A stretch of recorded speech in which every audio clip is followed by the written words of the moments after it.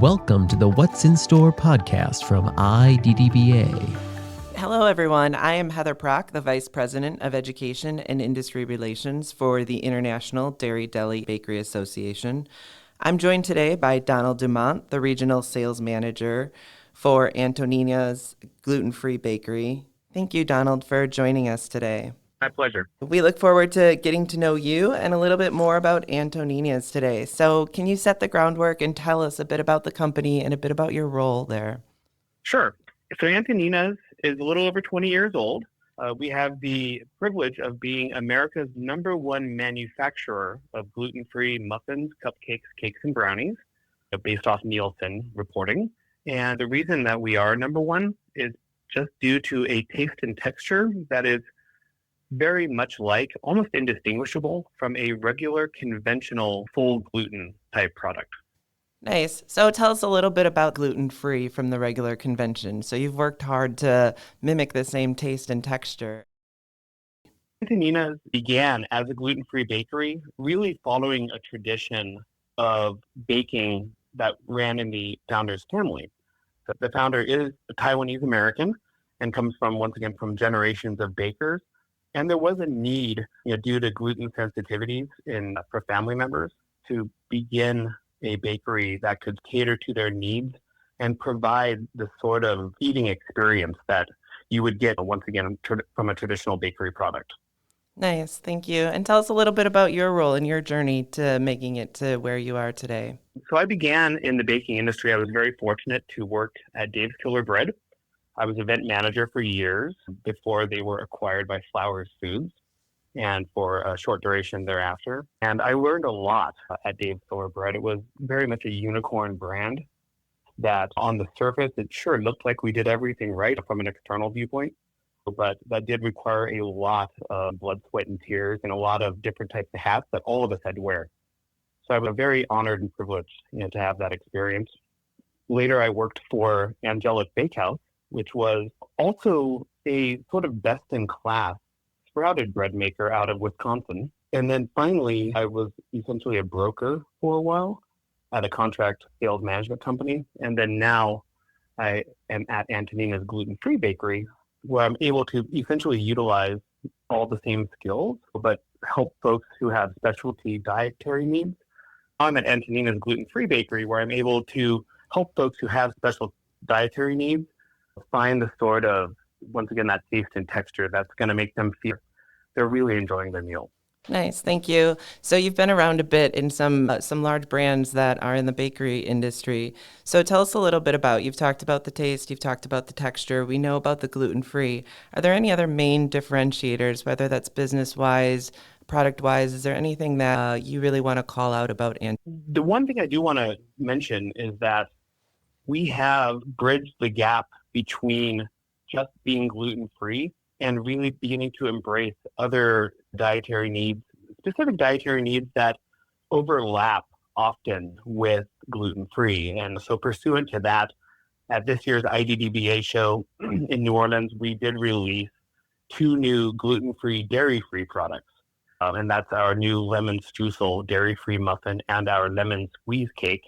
So the small mini sheet cake, both of which were met with widespread acclaim from the folks sampling, as well as retailers and other buyers. So once again, just being able to cater to the specific dietary needs that our consumers have maintains a core desire for Antonina. So tell me, let's go into your experience and where you're at today. So tell me, what makes a product stand out on the shelves today? We use a proprietary rice flour blend, which once again, as proprietary, I can't really go into it, but suffice it to say, it has a taste and texture unlike the traditional gluten-free product. It's not grainy, it's not gloopy, it's not dry, it's not crumbly. It has, you would swear that you were eating a regular product. And that's something, no shade on anyone, that we feel we do better than all of our competitors. Our catchphrase, our slogan is, "You won't believe it's gluten-free." Nice. Having represented Antonina's at many trade shows, consumer events, and store demos, that's absolutely true. Everyone, essentially everyone, almost 100% of people, do this thing. I call it, they do this thing with their eyes, where they're like, their eyes get wide. They can't believe that it's a gluten-free product. Is there a strong tasting program? Are you doing demos in the stores? How are you getting this so that people are taking it off the shelf and being able to taste the product? We are increasing the number of store demos that we're doing, as well as the number of consumer events and also trade shows as well.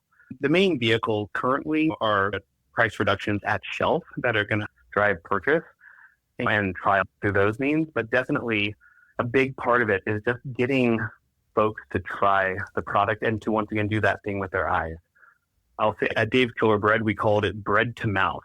Back in my day, it was getting that bread into people's mouths.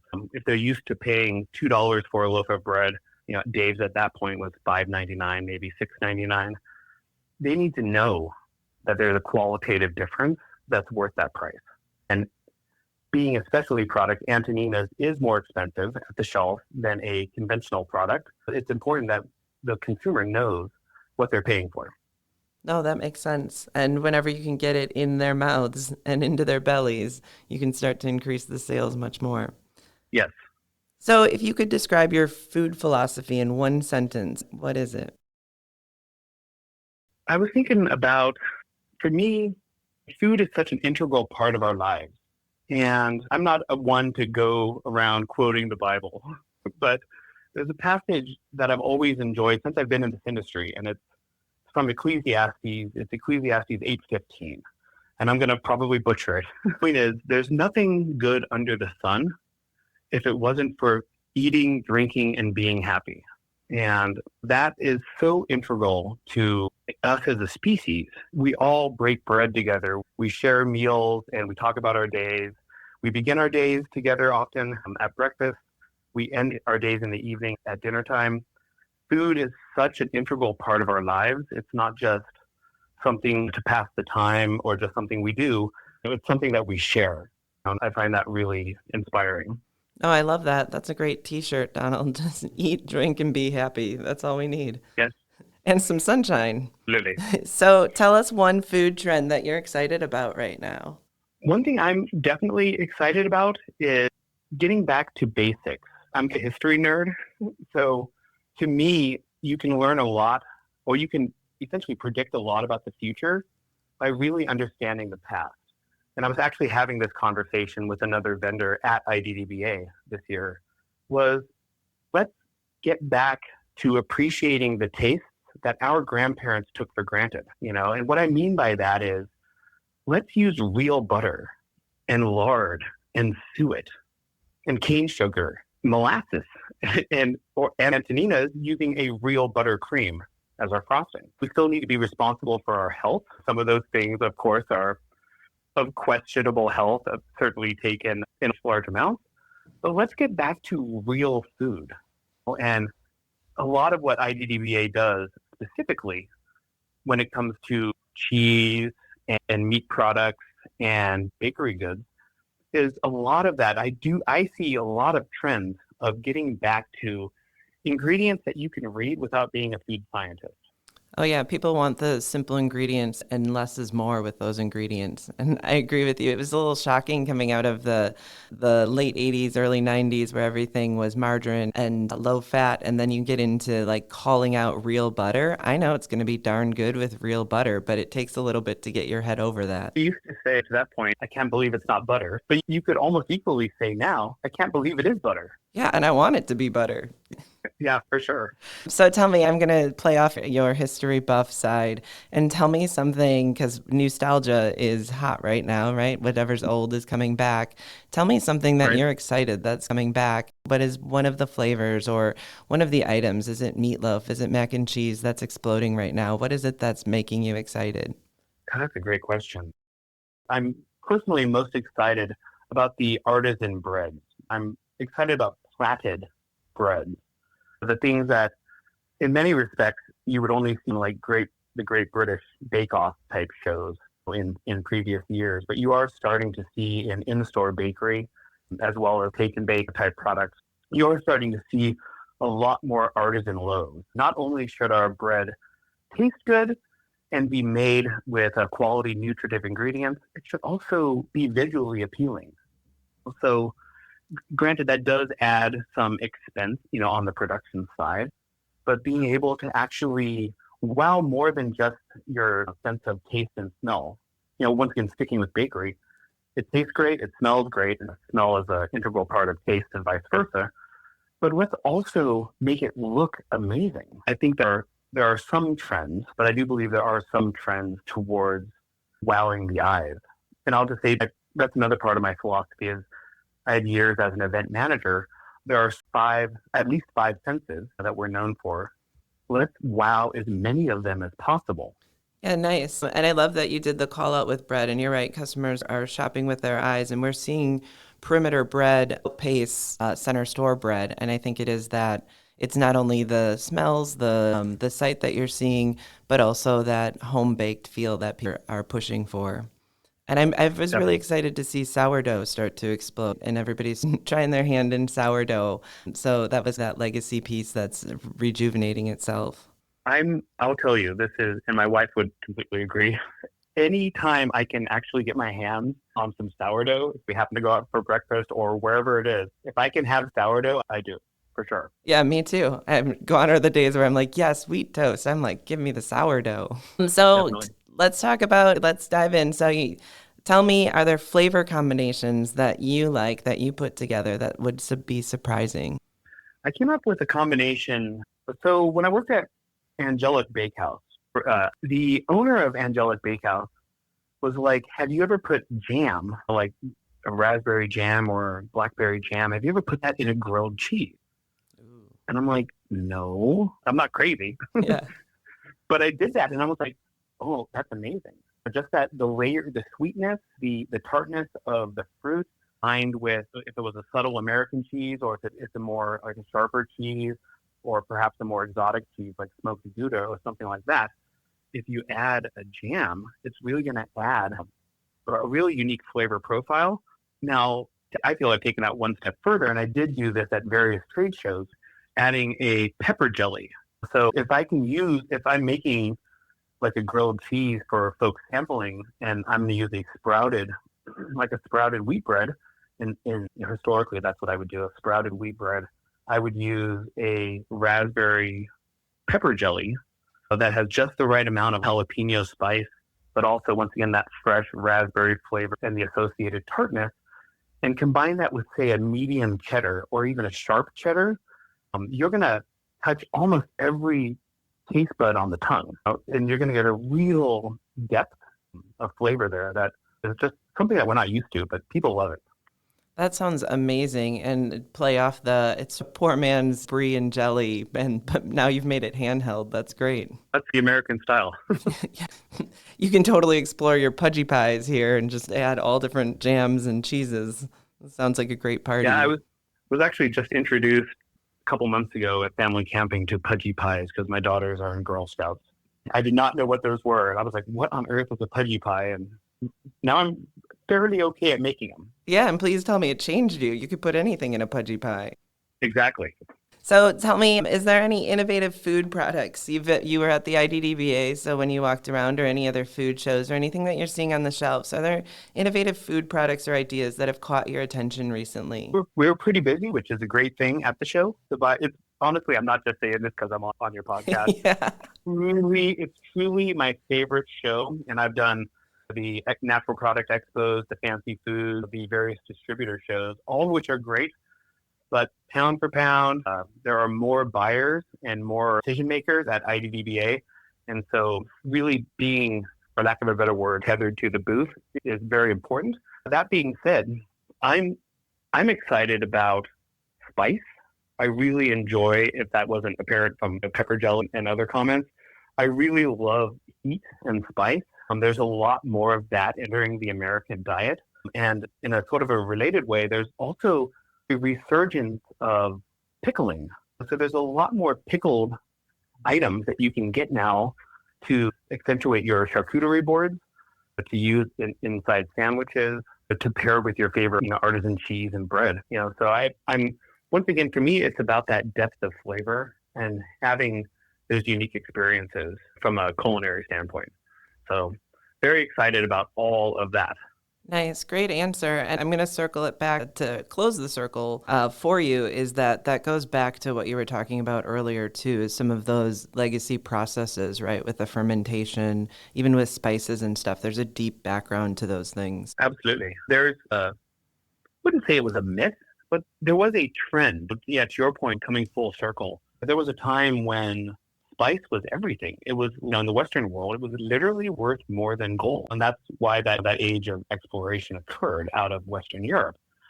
Later, and there are stereotypes of like the classic 1950s style American diet or maybe the contemporary British diet, as being bland, and lacking in proper spice.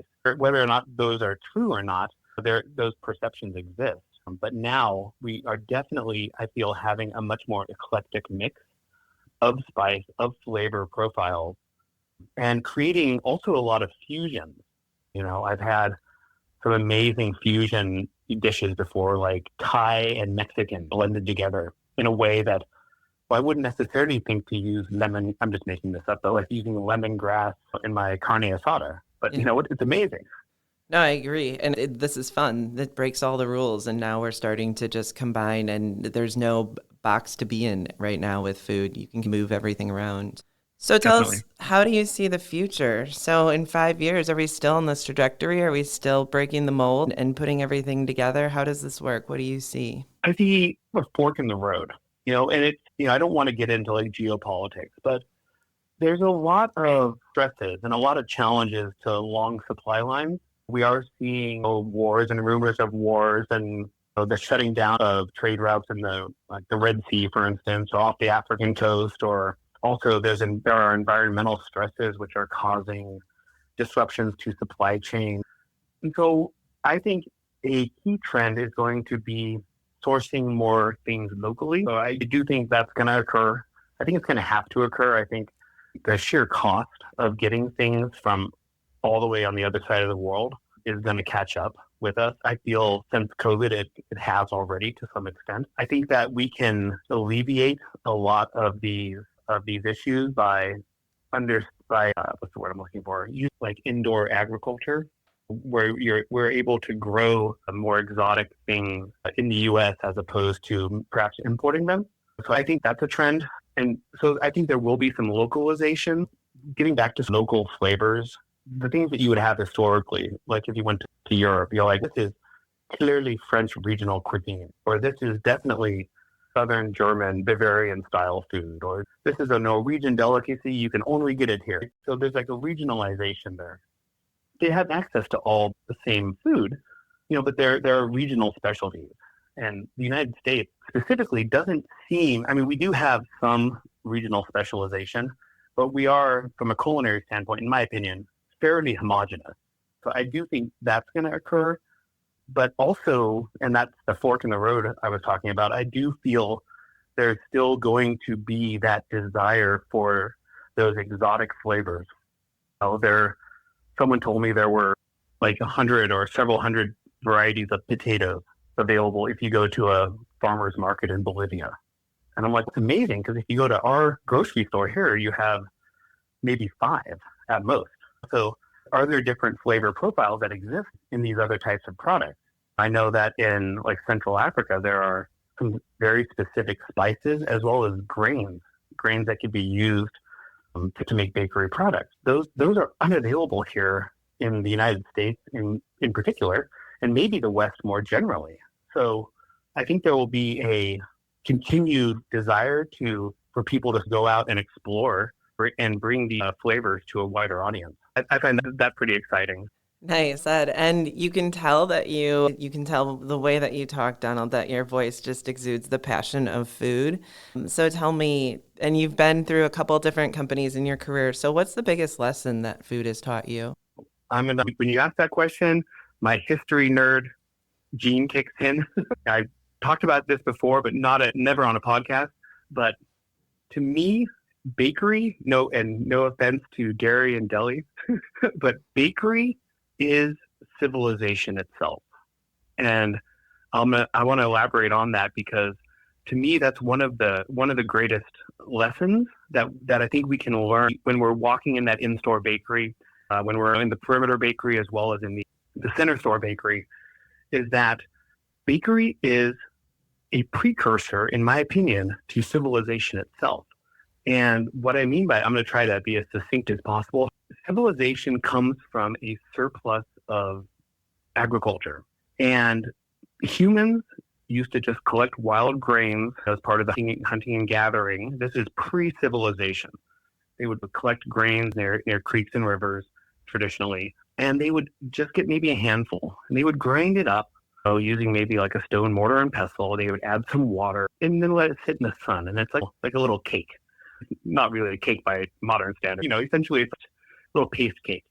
Later, they figured out that, they could heat that on maybe a flat rock by the campfire.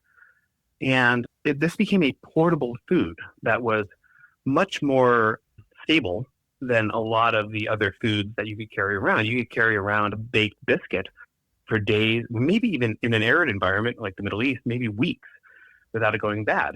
Once people found the utility of that, and then they realized that certain plants produced a higher yield than other plants of the same species, they started to cultivate them to create an agricultural surplus of grain. Once that happened, not everyone needed to be a subsistence farmer or hunter-gatherer. So then you could have people become metalsmiths, poets, or priestesses, or whatever, or professional soldiers, or whatever it happened to be. All of the different specializations of labor, in my opinion, stem from essentially that surplus of agriculture, which in and of itself was created as a way to make bakery products. So I did have a professor years ago who posited that it was the opposite, that the agricultural surplus created the need for baking. And I'm like, but we're not going to create a supply unless there's not already a demand. That's kind of my theory there. But it's one of those things when I'm in the grocery store, I'm personally, like I said, I'm a big history nerd, but I'm very well aware that everything that surrounds us, from space shuttles and satellites on down, everything is because of bakery. And I'd say further, it could be argued that the first truly manufactured good that the human race ever created was probably some form of bakery item. Nice. Thank you. So, Donald, you've given us a history lesson, a little bit of philosophy, and lots of food passion. This has been really great. It's been a pleasure to talk to you. Is there anything in the pipeline, or is there anything coming up that's new that you want to tell us about? The big thing I did touch upon earlier are our new gluten-free and dairy-free line. We had determined, just to expand a little bit upon that, we had determined that the Venn diagram, if you will, the overlap between folks who are gluten-free and those who are also dairy-free, either by choice or by some form of necessity, is fairly large. It is my understanding that we are going to continue to look at gluten-free and dairy-free in the future. But as for the other items that are in the pipeline, time will have to tell. Sure. You're still at the R&D space. So thank you, Donald. Thank you for your time today. Thank you for all your conversation. It was great.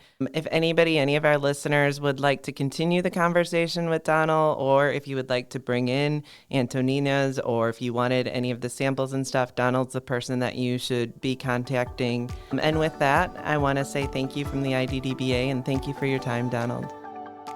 Thank you so much.